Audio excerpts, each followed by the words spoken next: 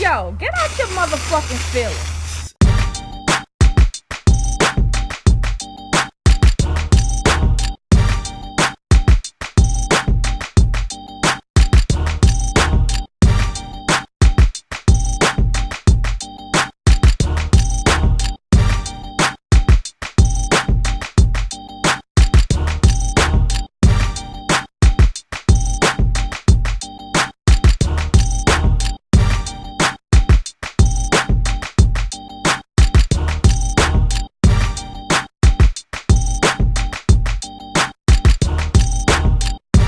Yo, you already know what it is. It's the motherfucking Get Out Your Feelings podcast. Before we start the show, I just want to salute everybody out there doing their thing, staying prosperous, staying positive. Definitely check out for the web series. It's the hottest web series on YouTube. It's called My Life is a Movie. All you have to do is type in MLIAM web series and you're going to see it. There's episodes in. Every episode's been fire so far. Check it out. Also, hit up the motherfucking Vacabo brand.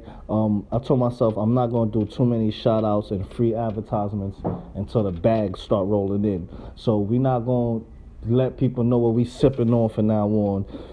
I'll let y'all know on the Instagram. Holla at me if you got any questions about the podcast or even the web series. Holla at me on the social media. JUSS_PICO. Get out your motherfucking feelings. We wasn't able to get Hassan, the co-host, on the past few episodes. You know what I mean? He been dealing with a case of diarrhea that's been having him out of work. But what's good, King? How you, man? Yo, you know what it is? Hassan the Don, the thief for the night here. Where you been at, man? Yo, you know what I'm saying? I've been MIA, you know, family issues and everything, you know, but I got that squared away. But I'm here. That's what's up. Let's get it rolling. Get out your feelings. You know That's what I mean? what's up, man. Look out for that brand coming soon. You already know what it is. Look out for the t-shirts, all of that, man. Make sure your mother and your sister and your aunts. Notice I only shout out the women because I don't really care about y'all niggas out there. But I'm going to make sure my females is looking right and they get out your feelings. You know what I mean? You know, I still love y'all all, man. There's going to be something for everybody. I just got to dig in the bag, get fly. It's going to come to y'all soon, man. Shout out to Solo Productions as well. Shout out to everybody doing their thing, man. Urban Trade. You was out there with us. Yeah, that was official. Nice. That was the other day, yesterday, whatever. Just holding it down out there, everybody. Downtown Melbourne, Florida. It was a nice event. We definitely got the networking. Yeah, definitely. Met a couple people. Shout out to everybody who came out, you know what I'm saying? All the independents trying to get their business up and going. Black-owned businesses as well. Gotta come out and show love for that, you know what I'm saying? Mm-hmm. Hopefully we get a bigger turnout from the city, you know, on the next event, you know. Shout out to the vendor.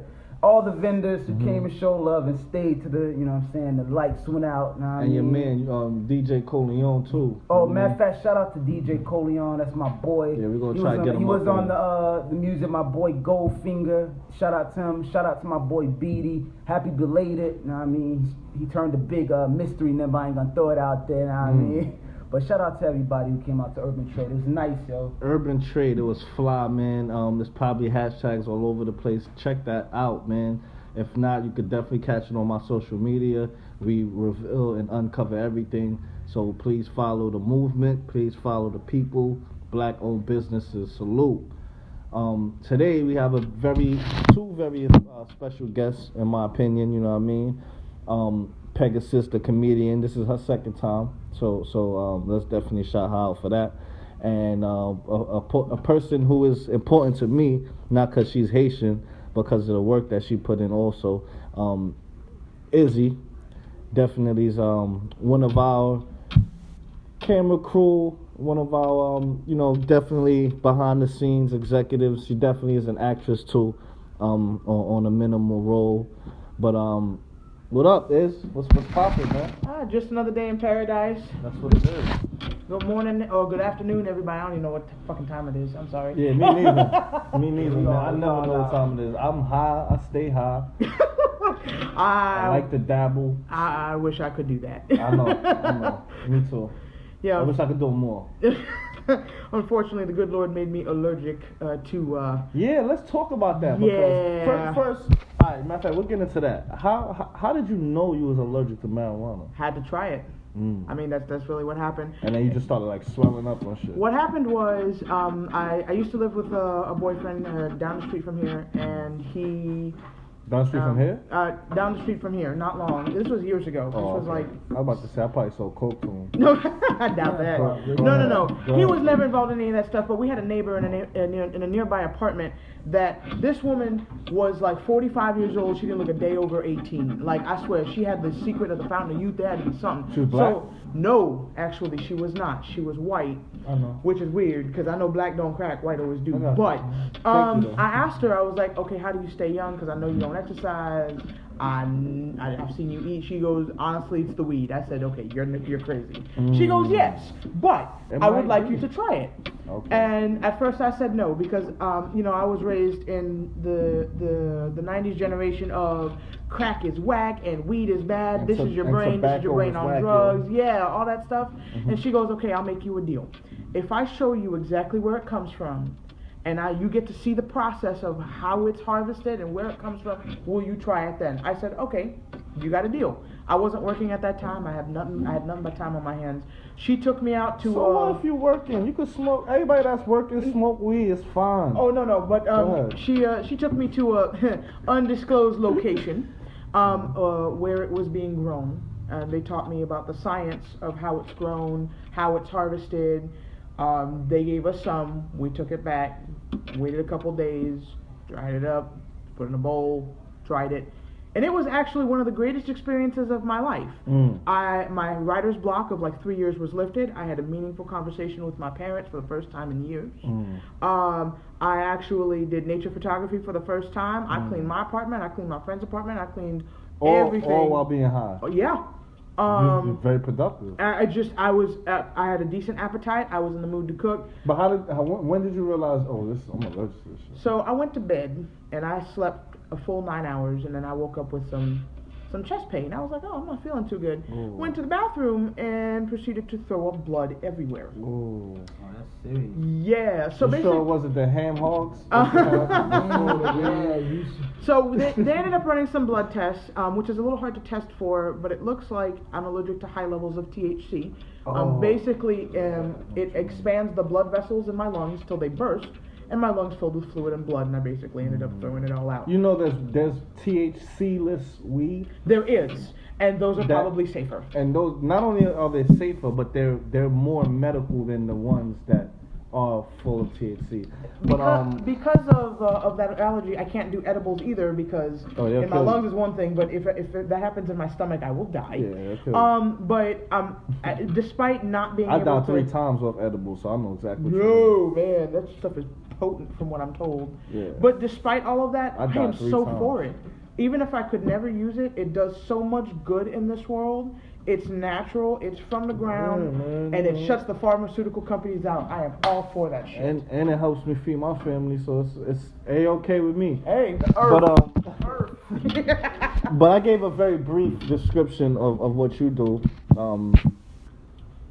She does a great job working with us and for us and what she does. But where you, Isabel Hogu. Yes. And that's a Haitian.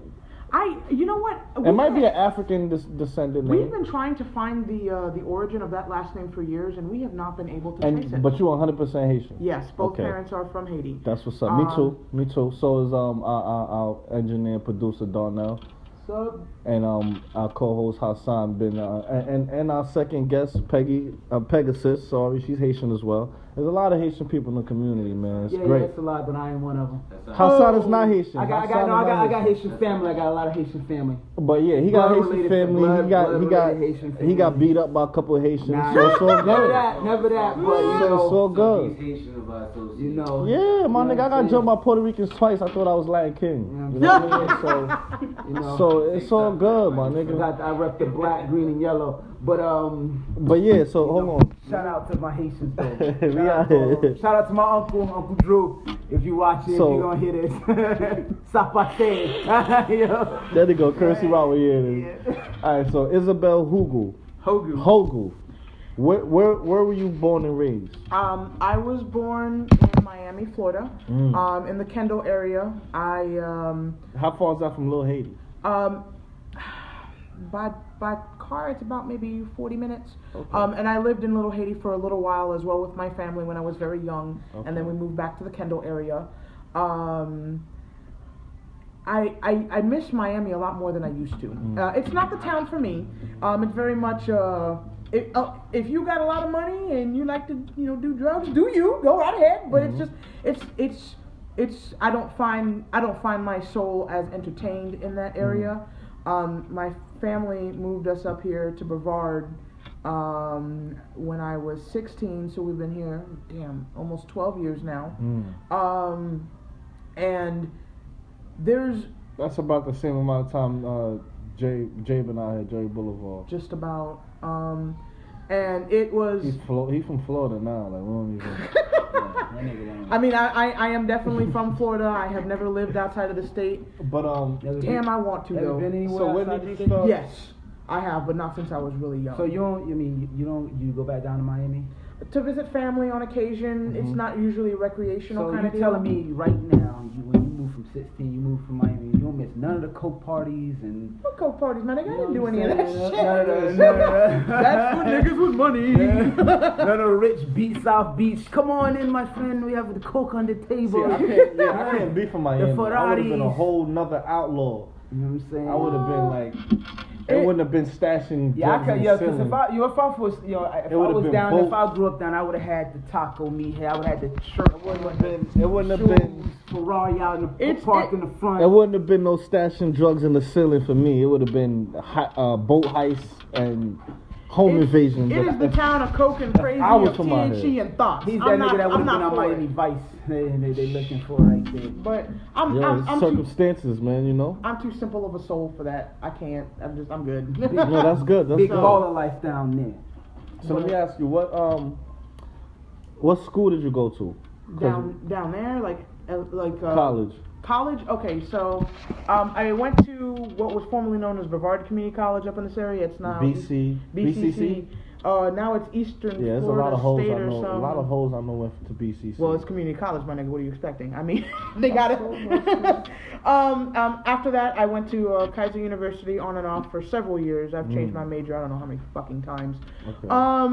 I ended up graduating actually just a few weeks ago with an associate's in information technology. Thank you. Congrats. It's on my bucket list to walk across the stage, get that special piece of paper. You graduated in what field?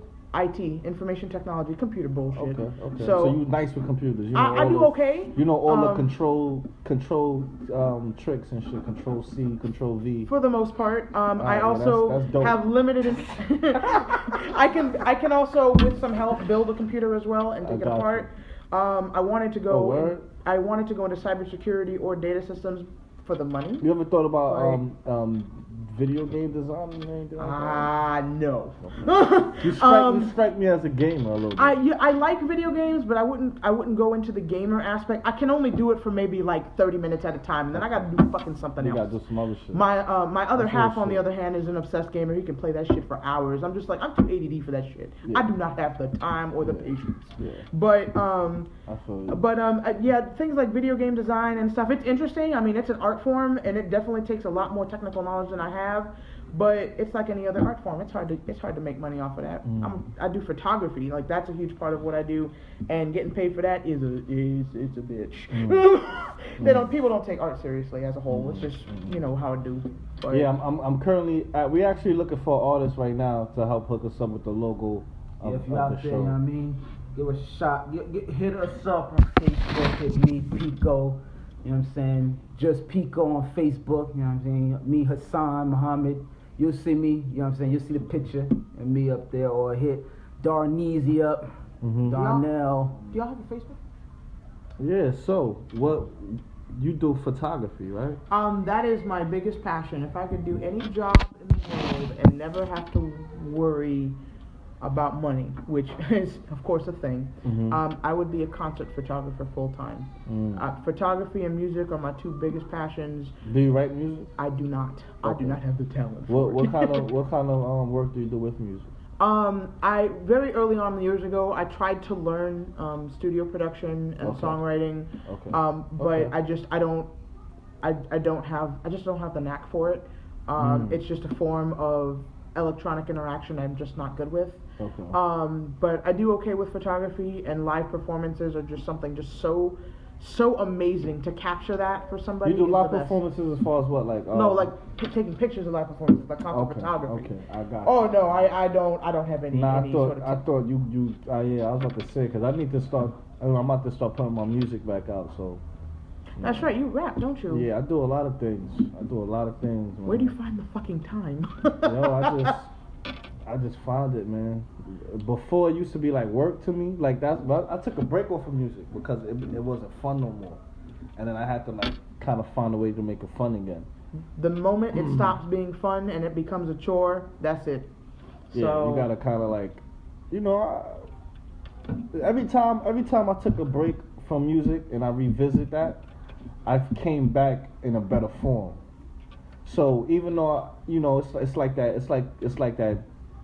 that time when you call out of work for 2 days in straight and you like, damn, I ain't shit, man. I mean, I'm not home sitting on the couch. I could be getting this money. Word up. But when you go back to work, you work better than what you was before you took the 2 days off. So that's kind of how it is with me and my music skills. It's like taking a break is a part of the tactic almost. And I think for any... So don't one of y'all niggas think y'all can slip, because I will chew your ass, my nigga, in a battle, no homo, you know what I mean? But, yeah. That's a mental image I didn't need. Hey, man, sometimes, you just say no homo, so sometimes it's warranted.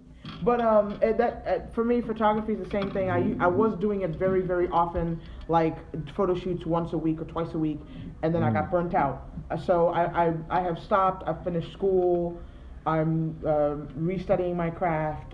I get married at the end of the year, and once that's done, I plan to take the photography thing and have to, So you doing your motherfucking thing. You just graduated at the top of the year. Mid-year, just a couple weeks ago. Okay, so that was just recently. Mm-hmm. So you just graduated recently, and you're getting married at the end of the year. Assuming everything goes well. Salute. Thank you. That's congratulations. That's what's up. What's up? By the way, for anybody planning a wedding out there, get yourself a wedding planner. This shit sucks, man. Yeah, I know. God damn. Pegasus had to do a lot. Pegasus' wedding was lit. I was in there. I came with my shorty at the time, but I was lit. I was probably the flyest nigga in there.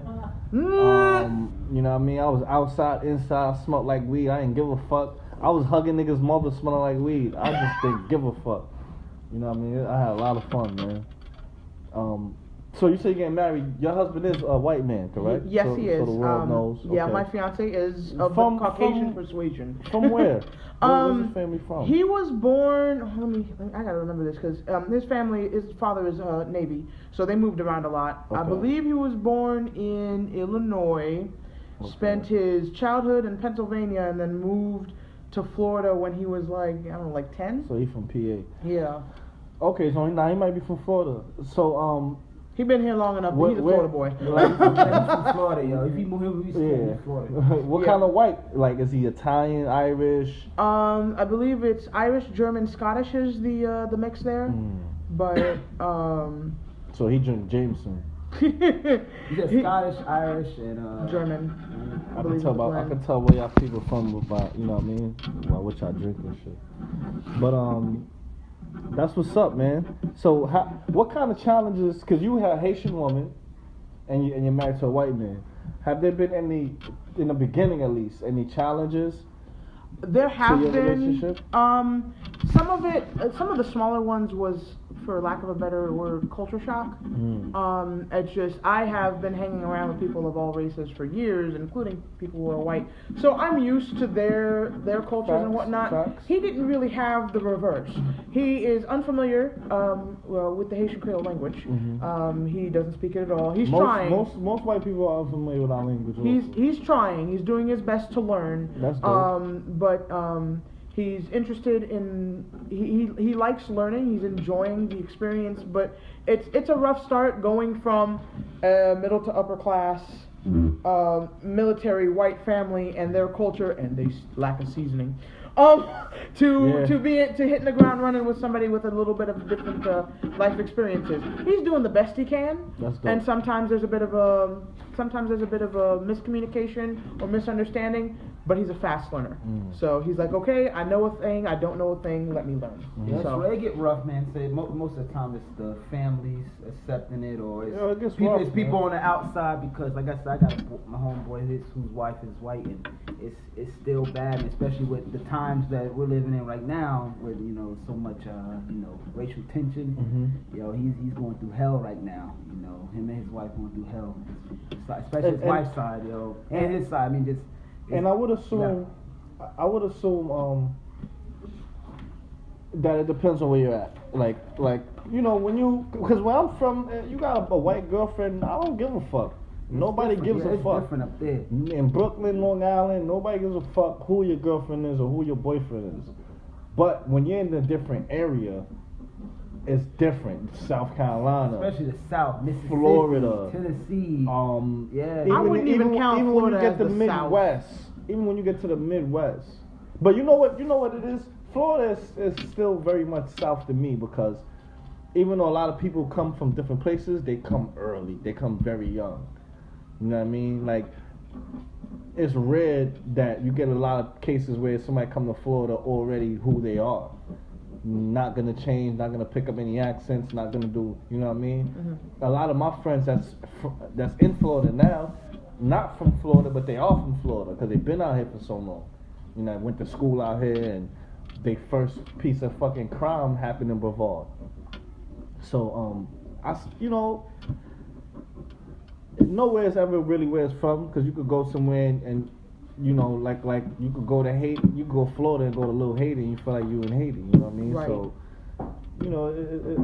it's different, but I always assumed that would be challenging. You know what I mean? Like, how's as far as the families? Like, was your family accepting? Yes. And his family was accepting as well? Yes, Okay. actually. So that's dope. There are some. That's important. It is nice if it happens, but it's not necessary, but it's important. And that's the thing. It's nice when it happens. Yeah. But you have to be prepared for when it doesn't. Because at the end of the day, I have nothing but respect for his parents. They have opened their home to me. I lived with them for quite some time. There was no. Go ahead. There was no hidden motive. I wasn't made the maid. I wasn't. There were no. From what I can see, there were definitely no underlying. They never made you feel uncomfortable. No. Okay. But there's still some parts of my culture and what I was raised in that they don't know. So when I hit them with it, it's kind of like, what do I do? How do I respond? What is the appropriate method of learning here? So it's a learning experience for them. My parents, they don't care. They have always led me to wherever your heart lies, follow. If it's going to put you in danger, I will tell you. But other than that, you a grown-ass woman, make your own decisions. So, and that's what I've always done. My mom and my fiance get along swimmingly. They get along really well. Being in an interracial relationship, have you ever caught slack from any of your friends? Oh, yes. However, it's worth mentioning that the majority of that slack that I catch is from people of color, and not from people that are not colored.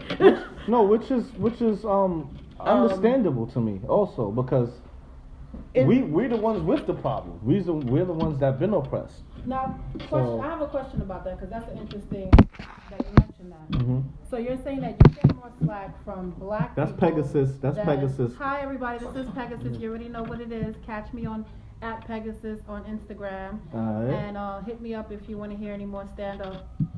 Anyway, so you were saying that you get more slack from blacks than whites.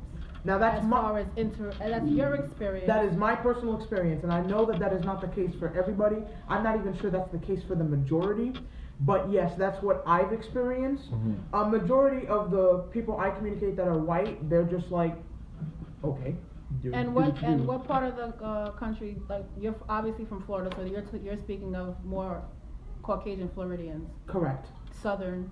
For the most part. They're not really concerned about your interracial relationship. Not they don't really. mind. They don't care. Nope. But your black friends do. Do you have an idea of why that would be?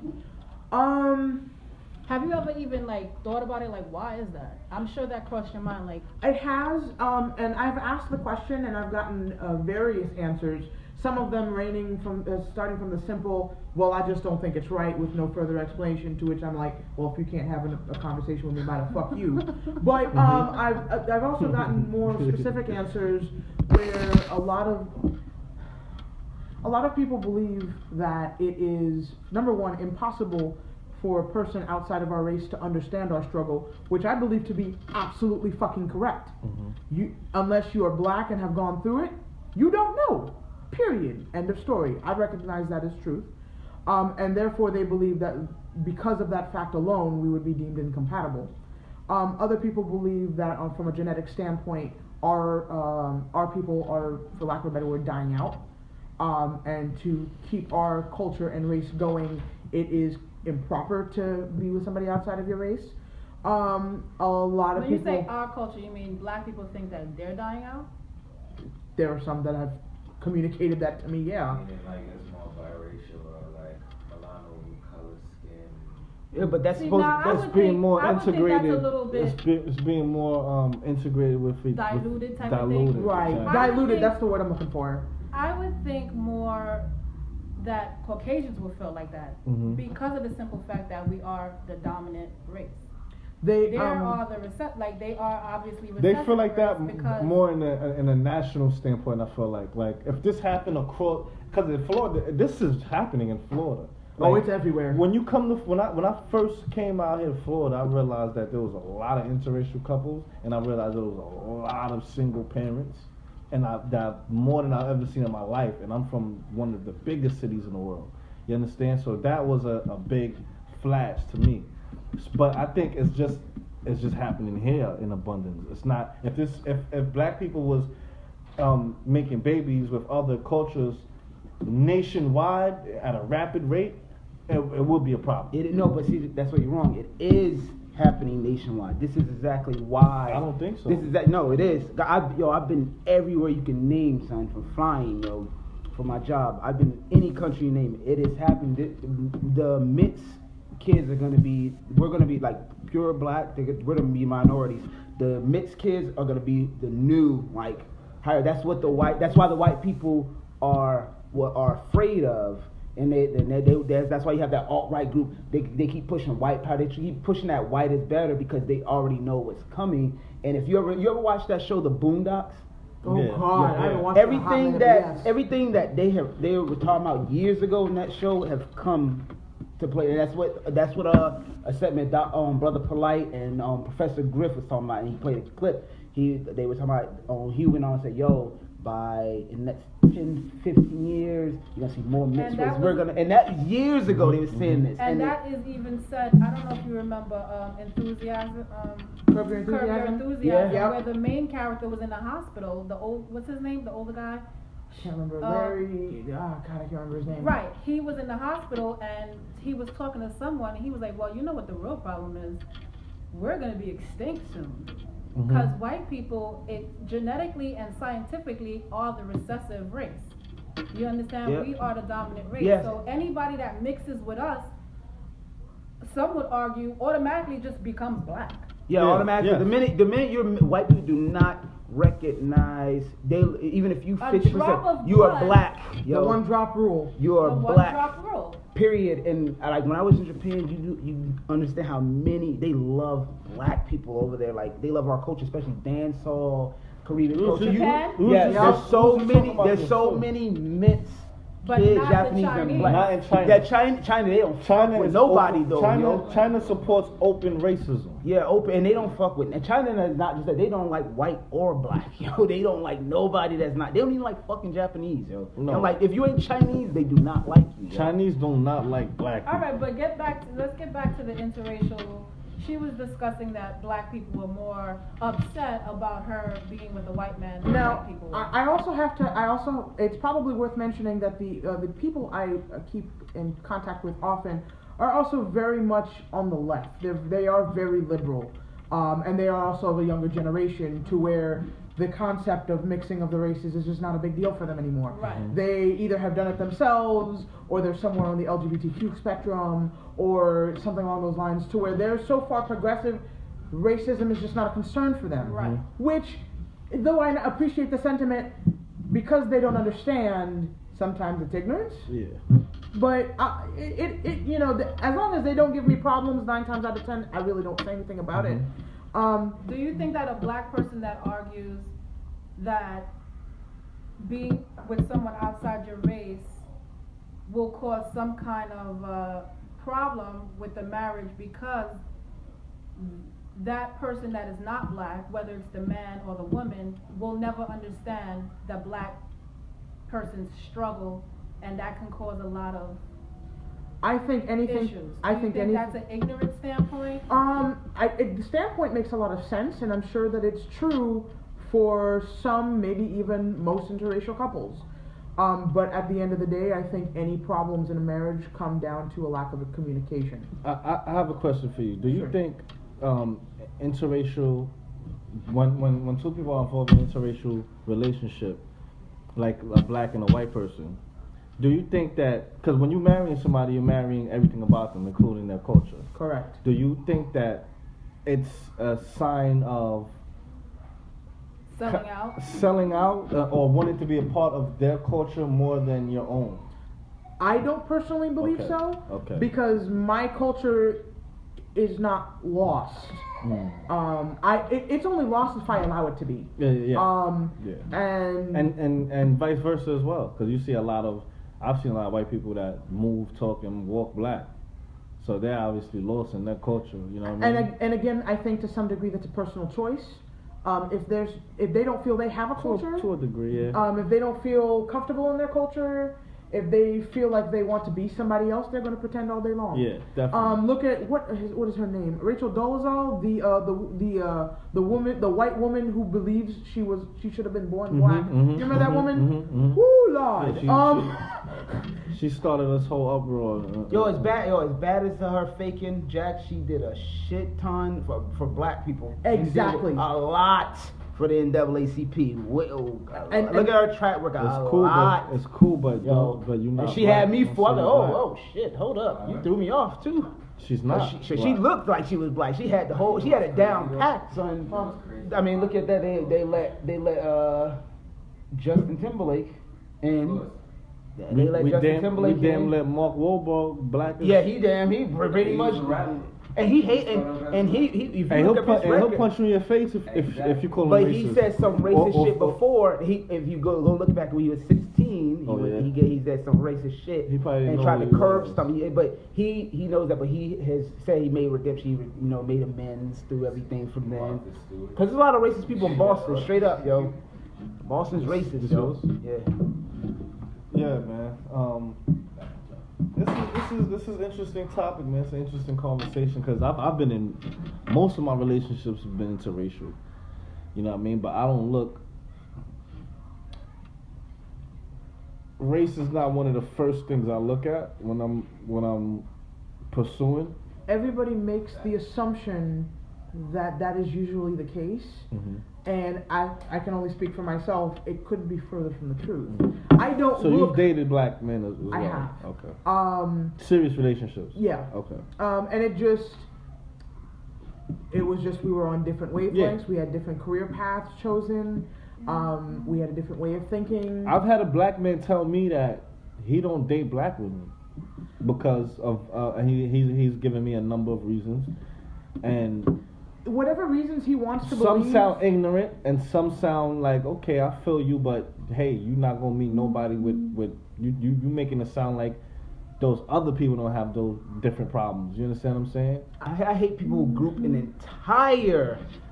entire ethnic culture of people together because of what you went happens through. Every day, my bro. And then I got in it was an argument like 2 weeks ago with this girl I know, I ain't gonna say her name, she's like, oh, she only dates white men, and then she put something like, oh, you sisters should take a take some notes from the Bachelorette and see how much better the white man treat us than our brothers. Ooh, no. Now, pause. No. So not only did she feel stupid about everything she said, I said, if that was the case, you just got divorced from that white man that you said was the best. You said that he was beating you and he made your business fail. He stole all his money from you, blah, blah.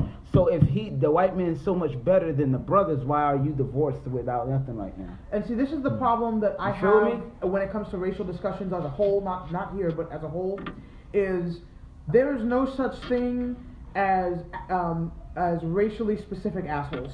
Yeah. If you are a useless piece of shit, if you are a thief, if you are a woman beater, if you violent period, then race doesn't their matter. race is fucking irrelevant. That's what I'm saying. I agree. But a lot of people don't see it that way, and that's their business. And it's I feel it's wrong, but I know at that point I can't change. I feel as though I'm always on guard, no matter what. But I feel as though I gotta be more on guard when I'm around people with the same complexion as me, and I don't like that. And that's unfortunate. It shouldn't be that way. You know what? And the only reason being is because we have this dog eat dog mentality. Just crab in a barrel mentality. Exactly. So pretty much it's like we have to be able to do better for ourselves before you even think about for somebody else. See, but the thing is, it's not only black people that think like they just show what you want. It is white people that have that same mentality in like the Virginia areas, like, oh, I don't trust these families that's up there, big ass, I don't trust them. It's just that we just see it around us, you know what I'm saying? White people do the same thing. But the thing is, it's like, yo,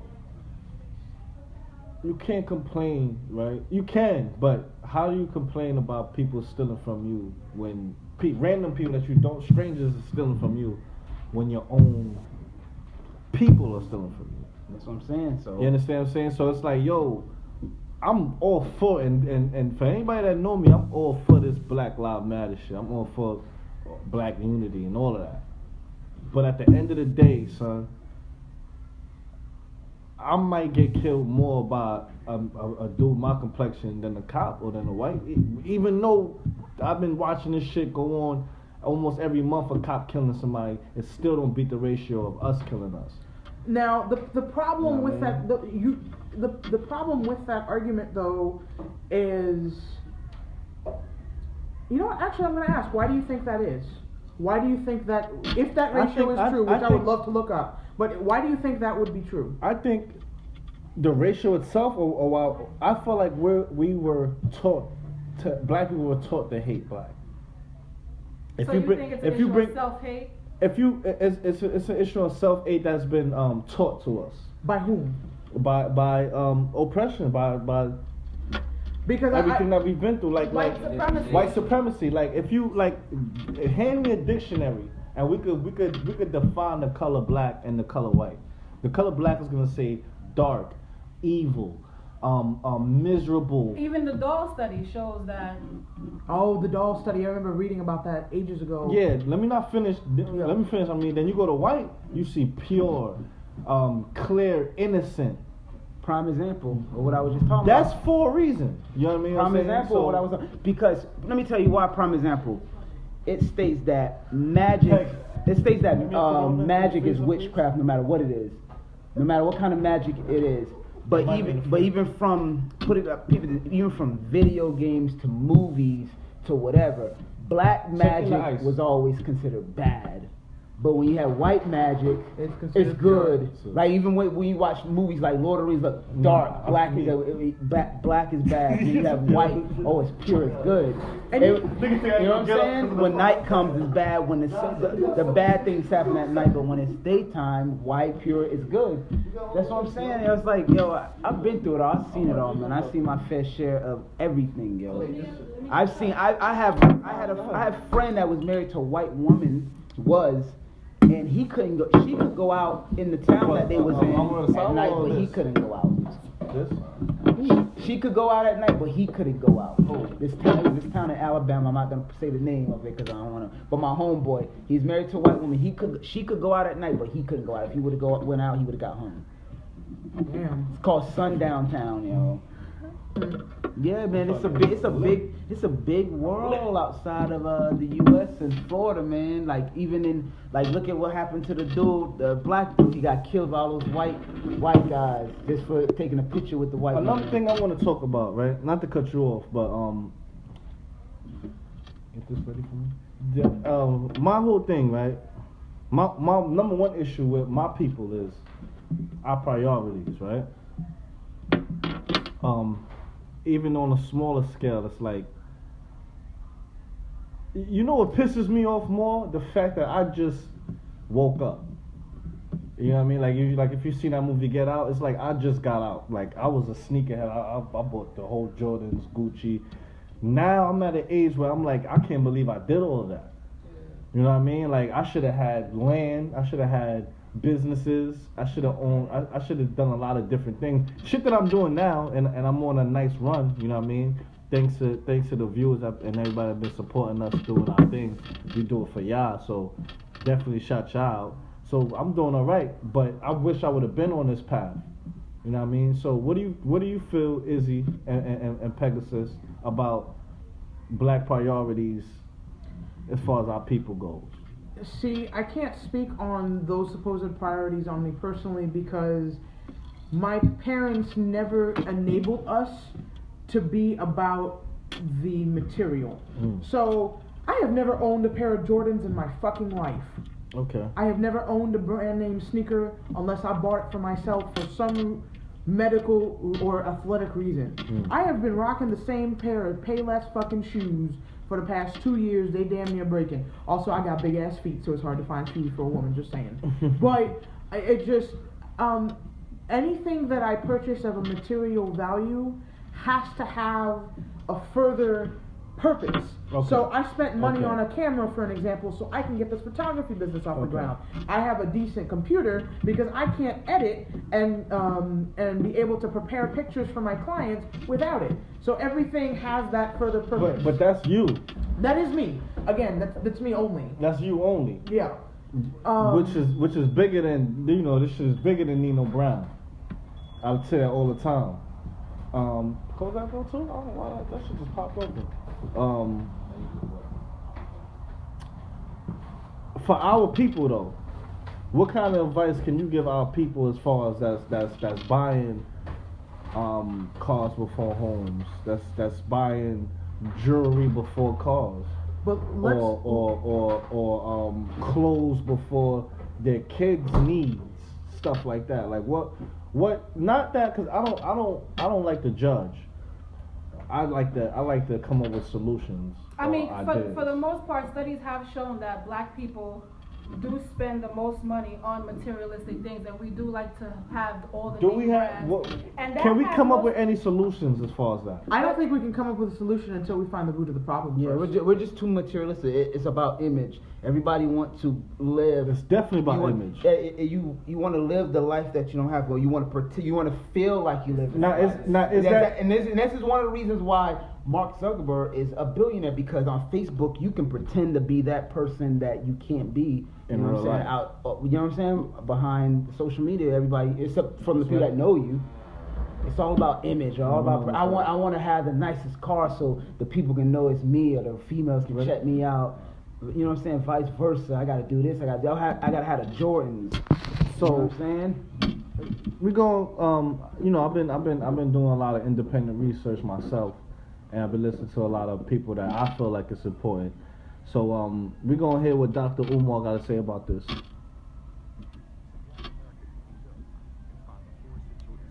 Needed for a community: bank, school, supermarket, hospital. And you know why that's ironic?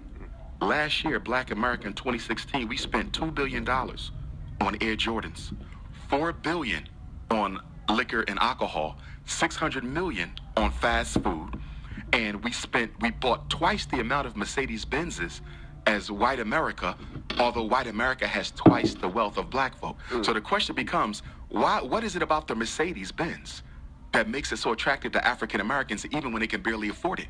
And it's because it's a status symbol. That's all. So what y'all feel about that? How did a car that converted pretty well? How did a car become a status symbol? Because we gotta look at where the problem came from. It's the impression that it gives. Right. It's the social status, like you feel like you've accomplished something or you're above others when you're really not. But we it's have almost to. like having. But let's break it down on a brand level. Why Mercedes-Benz? Why Porsche? Why Lamborghini? Why Tesla? What made them above anything else? Why ain't Ford number one? They suck. But why? What is it? Where did the idea that these particular brands or these particular items indicated above average status? Where did that come from? A Benz. If anyone knows anything about cars, you know that a Benz, BMW, a Jag, those are the top brands. Bentley, they have very few commercials. G.O.Y.F. Because they sell themselves. When somebody drives a Benz compared to somebody who's driving a Toyota, and it could be both brand new cars, everyone understands that the luxury car is the Benz because one, it has more to offer, and number two, it costs more money because it has more to offer.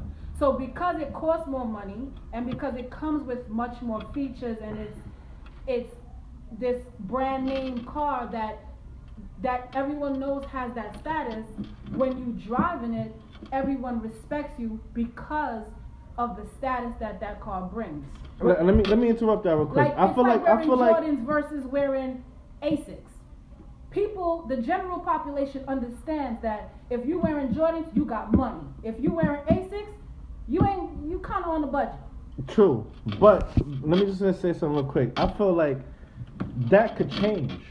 Like they could be. But the main issue here is why is it that black people feel more compelled to get these brand names? And I feel that it goes back to the fact that we have that self-hate. So it's almost like any nationality, like the Russians who dress up real fly and wear furs even when it's not that cold. It's because they know they're the bottom of the barrel Europeans. And they want to come across as elegant as anybody else. It's almost like you got to prove yourself. Like black people in America understood that they had to work twice as hard and be better at this sport and that, or else they would not get any recognition because of their skin color. Because this is not our country, number one. Black people were taught that from slavery days. You got to work twice as hard, be 10 times better, and when you're in the public, what does your parents do? Shh, they're going to think black people are ghetto. We got to not only drive the car, but we got to have that demeanor to get whose respect? The white man respect. And why is that? Because we've been taught that white is right, white is better, white is pure, like he was saying. And because of that fact, we always feel like we need to prove ourselves. So how do we prove ourselves? By acting good, by getting the best cars. We're afraid to be who we are because we've been taught that who we are does not exist. Cool. And doesn't exist.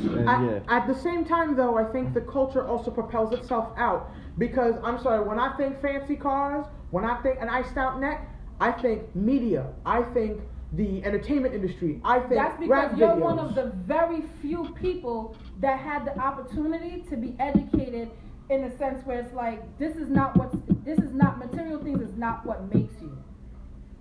Unfortunately, that's what I said earlier. You gotta look at society. You're not the majority, and what propels is the majority. You understand what I'm saying? Right. What speaks louder is numbers. Great power is in numbers, not in the minority. You understand? Unfortunately. Just like Dr. Umar said, he said, I got 6 degrees, I got this, I got that, but I'm one black man in America. Exactly. So do I stop being for black because I'm alright?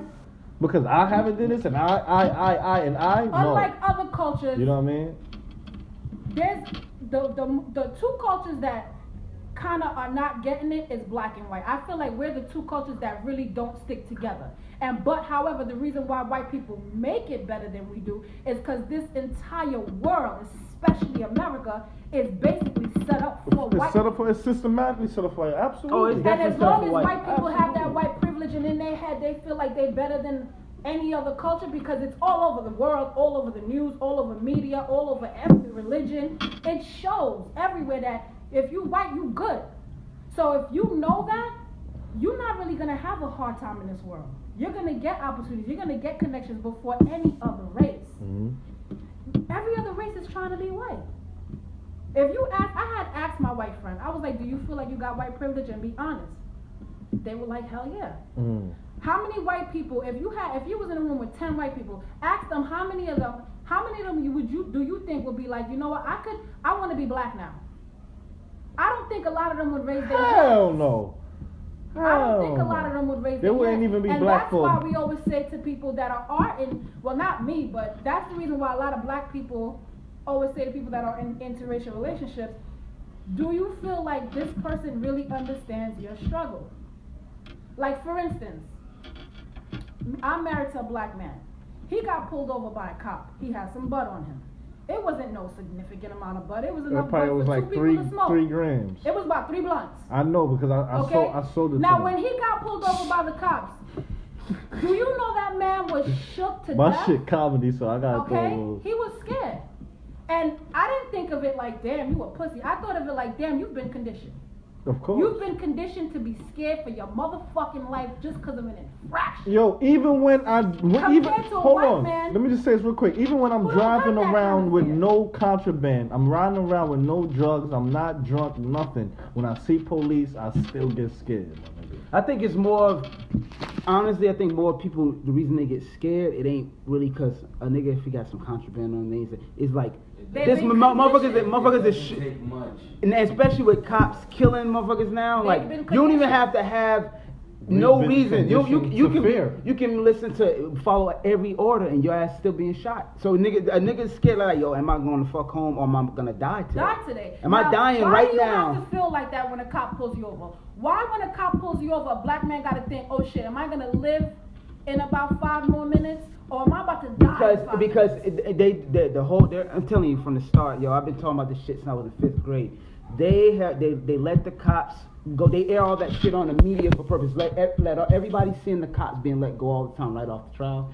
So therefore, that's the start of it. So therefore, they program and let people know. Oh, these cops know if I shoot this motherfucker, I'm gonna go home. So that's the mentality a lot of them have. So now black people are seeing that shit like.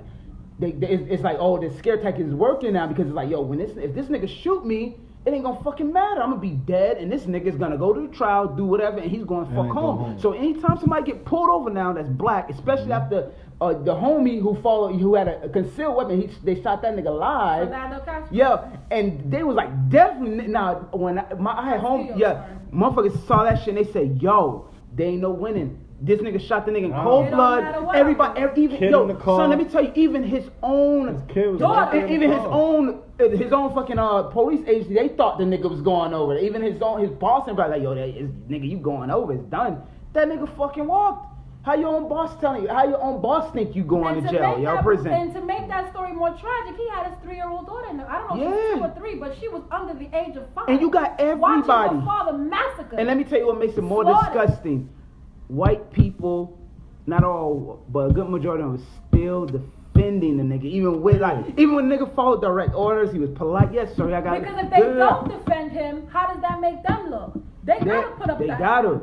And that's the media's job. I want to see what would happen if a black cop was to kill a white man like that. Oh, you already know what's gonna happen, yo. You already know what's gonna happen. It's been like that since the beginning. If you're white, you like that nigga raped the girl. He got 6 months. How come we don't see that though?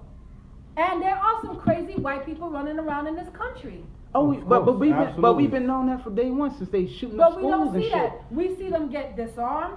We see them get restrained, detained, tasered. We don't never see no crazy white man get shot. How come he's never scared to get shot? Why does that? And I done seen white man hop out the car and approach police like, yo, what the fuck you pull me over for? Word up, son. I've seen it before too, yo. I've seen it before. I've seen it numerous times. Fair man, pot la. Why are you calling you? Nobody calling you. Yo, look at your homie sitting there fucking trying to hit the cops with the machete and shit, trying to chop them up, yo, and they ain't even shoot them, yo. Yo, let's go get some rubber bullets and put them down real quick, yo. But the minute you fucking you black, yo, you sitting on your... It's definitely obvious that white people have privileges that black people will probably never have in this country. Because again, if you think about it, this country was built for them. You understand what the Constitution was written for them. We was a piece of property when they first wrote the Constitution. So for us to think that we can somehow change people's minds to respect black people before we even respect ourselves, we're never gonna win. That goes to what I was saying earlier. Like we gotta really check ourselves, because the number one thing that they're scared of is black unity. But to check it though, that means that we gotta go back at least 500, 600 years of that kind of conditioning and reverse it. Yeah, which is damn near impossible. Yo, because and they got rid of our leaders. Yo, and ain't that's no what I'm more saying. They got rid of them. Malcolm X had on. He's one of my top. Everything he has said from the jump is still happening right now. He said, yo, condition. He said they condition us to hate each other and pit each other. Who told you to hate your big nose? You know what I'm saying? Yes, he said the cops ain't there to protect no black man. He's not there to do that, yo. Hey, go back and watch his videos. Everything he said. I mean, if you go in the dictionary and you look up police, when was that word? It tells you the origin of that word, of that the police. And it started after slavery. After slavery was abolished. And you know what, like I said, the people, the higher ups, you know what I'm saying, those the 1%. Those the guys you won't ever see. They hide behind, they're the ones you won't ever see on camera. They're the ones you won't ever see out like that. They're the ones who hide, who the billionaires, trillionaires. They're the dudes who sit back in them chairs and they probably got some little fucking TV. They look down at the world at like, yo, you know what I'm saying? Let's play. They play chess. They that rich and that bored. They play games, yo. They play games with the media, with black people. Yo, let's throw this in the black neighborhood. Look what they doing in Brooklyn, yo. Yo, let's get them upset. We about to buy all this. Let's send my two white girls, yo. That's buying everything up in Brooklyn right now. Let's send them and buy everything. That's what Jay was talking about on the album. Let's have them buy everything and kick everybody out. So they doing it right now. It's funny. Let's do it. We're gonna start doing it to every borough, and we're gonna see where the black's gonna end up at. So here's a question for you. You mentioned the 1%. Now, do you mention the white 1% or the black 1%? Because though those are rare, they are still part of. Okay, I'm gonna go outside the 1%. The people I'm talking about, they're in a class of their own. There's only so few trillionaires, and you don't see them. Ross, Medici, you won't even find them. Somebody, what was he watching? Somebody mentioned them in a TV show. I thought, oh shit, y'all know about them. They're the originators for everything. You got what's the dude that just died? What's his name? Rockefeller. Yeah. These guys, these are the trillionaires. These are the ones who these are the ones who will tell you who the president's gonna be. These are the ones who own 90% of the world. You know what I mean? These are the ones that your taxes go to the gold. The only one they don't own 10%. That's South Korea, Nam, Saudi Arabia. It's like 8 countries they don't own, yo. They don't have their hands up. But 90%, the Ross own 90% of the world banks, yo. You know what I'm saying? They're good friends of the Rockefellers. They're the ones who are playing the little game with us. Like, yo, ain't no blacks ever gonna be up there. We gotta have that kind of power in order to change anything. If we don't have one black person that's up there with them, how are we gonna get in? Well, how are we possibly going to get in a status up there? The only way we were ever going to get in there is from our own, because we have the richest. Our country is the richest with everything. For everything, yo. Trillions upon trillions, and guess what? The whites came and took that over. And we have the sellouts over there in Africa. They sold out the leaders over there to the white man. And Dr. Umar was talking about it. He was touching on it. He was saying how, yo, we sold out. If they want us gone, if we would leave, they said if we leave, a lot of money would be lost. They said America would fold in 6 months to a year, go completely under. White people want to know what's happened. Continue. What we were saying is that this country, which we call the United States of America, needs the black man's money. However, they don't want us to get too rich. They just want us to put whatever money we have into this country to keep the white man rich. So what they did was they basically allowed us to keep working as, minions, but not to really, they don't want us owning anything. They don't want us to have any real ownership or any real skills. which is what yeah. Dr. Umar touched on at the Breakfast Club.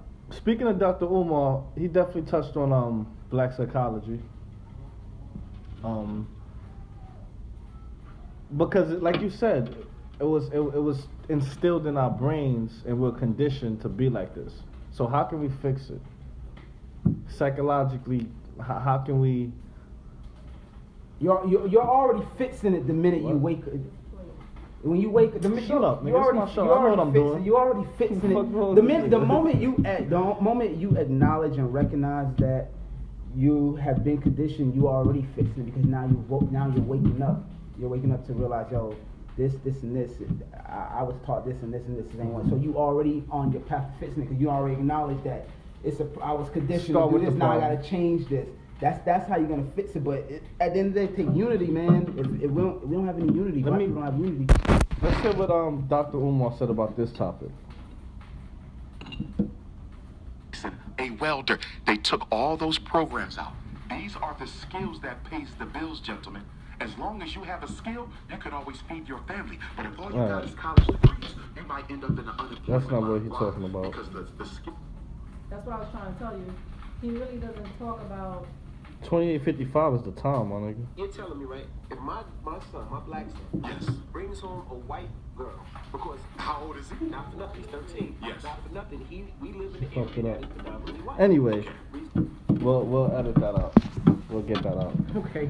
But anyway, my opinion is, like you said, black unity, man. We need leaders. We need a lot of discipline. We need a lot of discipline because it's so far gone. Because I feel like half of black people are comfortable or content. You know what I mean? Like I'm good. My family got my wife, my kids. I don't want no trouble. I'm not coming outside. I'm not walking down and marching down no block. Man, you got a lot. Then you got the niggas that don't got nothing to lose. That's like, let's go. So I think there's a disconnect, and I think that's important for us to recognize too, because you can't. It's kind of funny to ask somebody to jump out the window when they got a lot more to risk than you, but you also can't be that self-centered and selfish to think that because you're good that you're not going to involve yourself into bettering your people. You understand what I'm saying? But one of the issues that I think that's see, a fucked up way of thinking also. Go ahead. One of the issues that I see with the black community also is not starting from within. We cannot overcome racism as a whole without black unity. We cannot reach black unity without black self-awareness and self-care. And that starts with one individual, and that starts with yourself. So things like mental illness, for an example, are not talked about in most black communities. In fact, I was actually just looking this up. The Health and Human Services Office of Minority Health says that African Americans, or blacks as a whole, are 20% more likely to experience mental health problems than the general population. But let's talk about mental health for a second.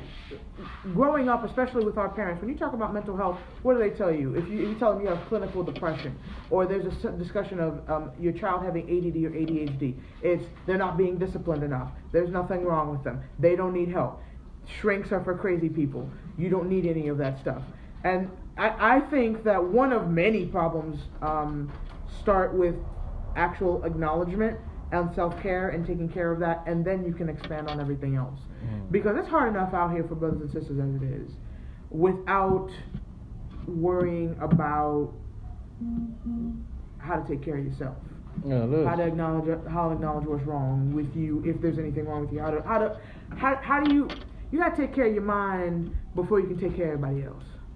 So a public discussion also needs to happen, because the public discussion of racism and discrimination and white on black crime, police brutality, those are public discussions that are already crime, everything. All of that is already brought out to the forefront. Is it as far out as we need it to be? No, absolutely not. But it's public discussion already. We need it on every airways. But we don't talk about mental health as a whole. We don't talk about black people having actual depression, and we're much more likely to have it on a clinical level. We don't talk about black people having bipolar disorder or schizophrenia. We don't talk about the science of being fucked up as much as we talk about everything else. Everything else. I think that's probably a good place for us to start as well. Yeah, I agree with that. It's a lot for us to tackle. We have a long way to go as people. We got a long way, man. Hope y'all got a lot of gems out of this episode. We got the smart, talented Izzy, Isabel, Hogu.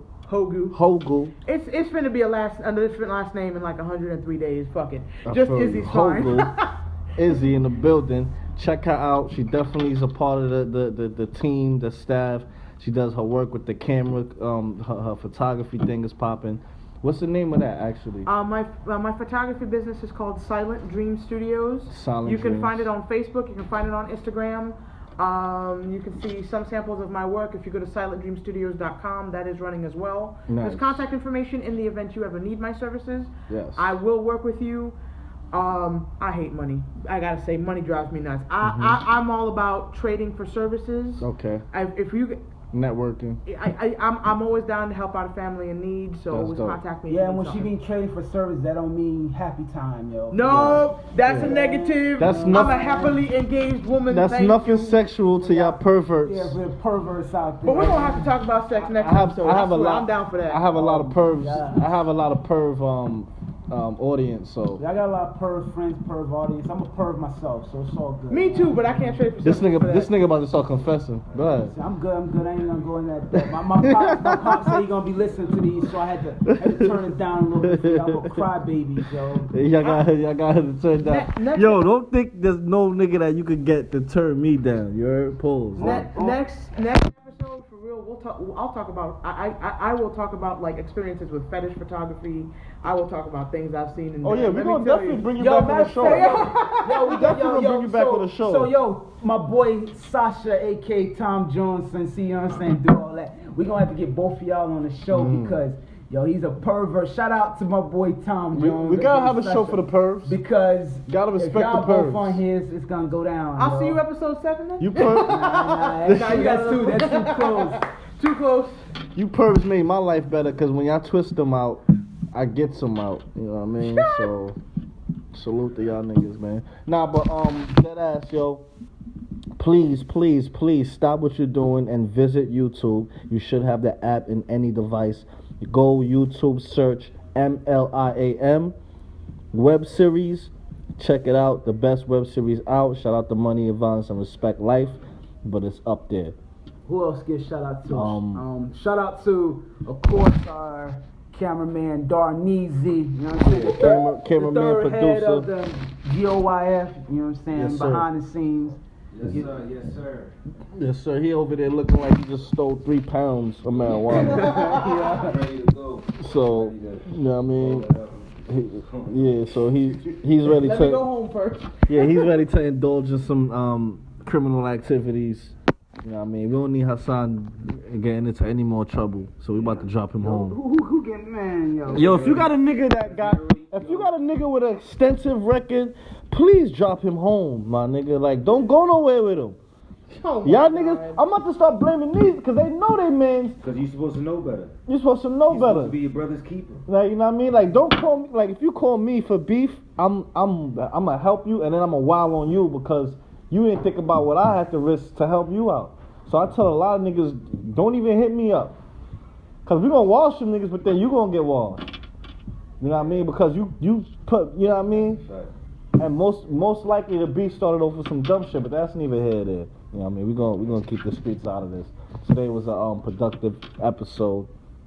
And like I said before, I really hope that a lot of you caught a lot of jewels and gems. It's definitely food for thought. You do the dishes. And again, shout out to our guest. Shout out to Pegasus that came by her second stint on the show. She's definitely doing her thing. You could IG her at Pegasus. What is it? PEGASUS _112, I believe. You know, I don't even know my own Instagram. I'll be high. You know what I mean? I'll be lit. You know what I mean? But to the motherfucking viewers and listeners, man, stay in tune. You heard? Get out your feelings.